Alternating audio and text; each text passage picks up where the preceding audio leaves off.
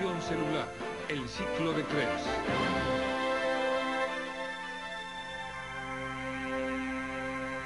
Hace cerca de 2.500 millones de años comenzó el proceso primitivo de la glucólisis.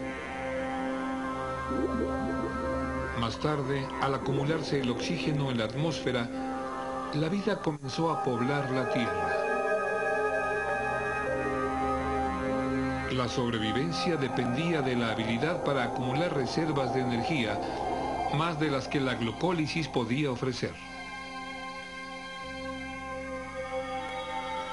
Al convertir una molécula de glucosa en piruvato, la glucólisis genera dos moléculas de ATP.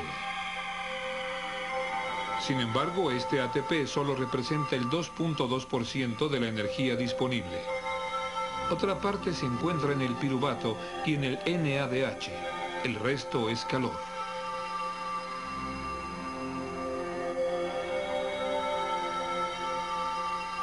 En la segunda fase de la respiración celular, el ciclo de Krebs libera más energía al metabolizar el piruvato. El ciclo de Krebs adquirió su nombre del químico británico Hans Krebs, que siguió la huella del piruvato más allá de la glucólisis. Dentro de la célula, el piruvato se mueve desde el centro de la célula hacia las dos membranas de la mitocondria y llega a la matriz. Aquí en la matriz tiene lugar el ciclo de Krebs.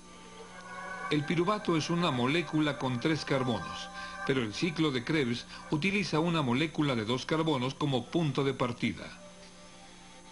Por ello, un proceso intermedio, la descarboxilación oxidativa, es necesario para preparar al piruvato para el ciclo de Krebs. Cuando el piruvato se encuentra con la coenzima A, el complejo suelta 2 electrones, un átomo de hidrógeno y dióxido de carbono, para formar el aceptable acetilcoenzima A con 2 carbonos.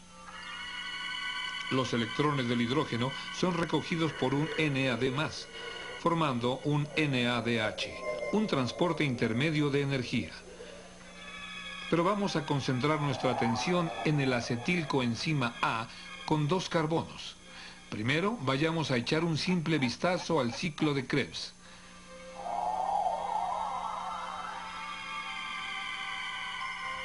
El acetilcoenzima A con 2 carbonos se une al compuesto residente de 4 carbonos y produce un compuesto de 6 carbonos. En las acciones sucesivas se sueltan 2 átomos de carbono, pero lo que nos interesa son los agentes de la liberación de energía ATP y los transportes intermedios.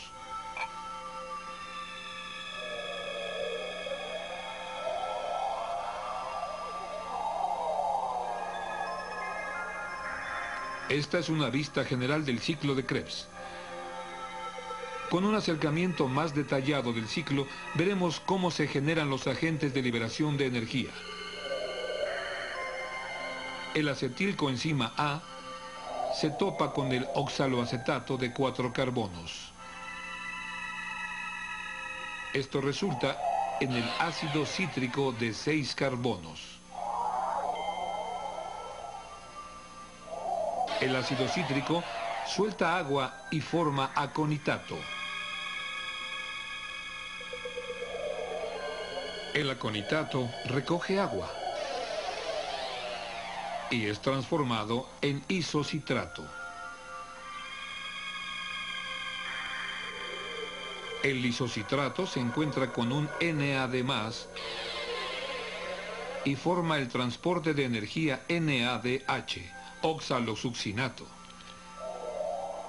El oxalosuccinato suelta una molécula de dióxido de carbono y se convierte en ketoglutarato, con 5 carbonos. El ketoglutarato se topa con la siempre presente coenzima A y libera 2 electrones, un hidrógeno y dióxido de carbono, para formar succinil, coenzima A. Una vez más, dos electrones de hidrógeno forman un transporte de energía NADH. Sin hacer nada, el succinil coenzima A reacciona con el NDP y el fosfato, liberando coenzima A, ATP, y formando succinato.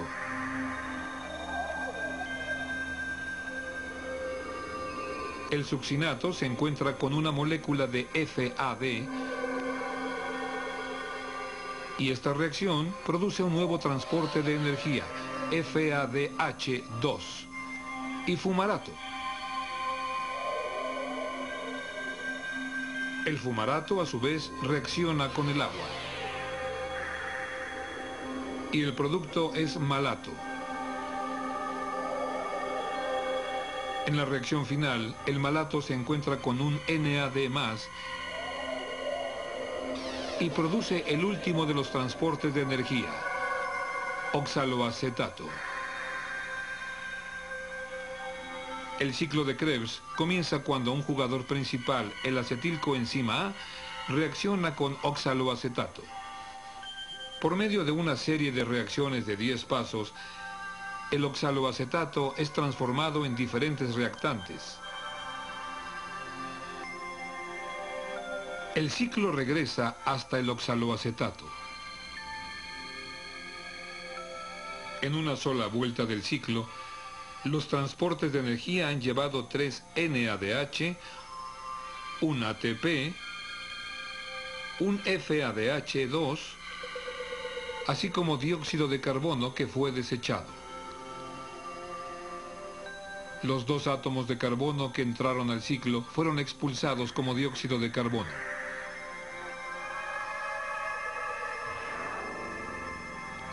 El propósito del ciclo de Krebs es producir energía útil. Por tanto, la energía que entró como acetilcoenzima A fue transferida al ATP y a los transportes de energía intermedios.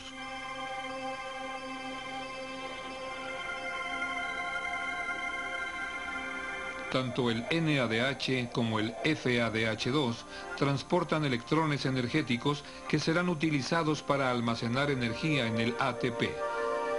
Volvamos a la molécula original de glucosa y veamos en qué se ha convertido. La glucólisis generó 2 moléculas de piruvato, 2 ATP y 2 NADH. Los 2 piruvatos entraron a la descarboxilación oxidativa y produjeron 2 moléculas de acetilcoenzima A, 2 moléculas de dióxido de carbono y 2 moléculas más de NADH. Ya que hay 2 acetilcoenzima A involucrados en el ciclo, pensemos en el ciclo de Krebs duplicado. Vamos a sumar el producto final, 6 dióxidos de carbono, 10 NADH, 2 FADH2 y 4 moléculas de ATP. Ahora hagamos lo que solemos hacer con el desperdicio. Vamos a deshacernos del dióxido de carbono. Hasta este punto de la respiración celular, la glucosa ha producido 4 poderosos paquetes de ATP y 12 impacientes transportes de energía.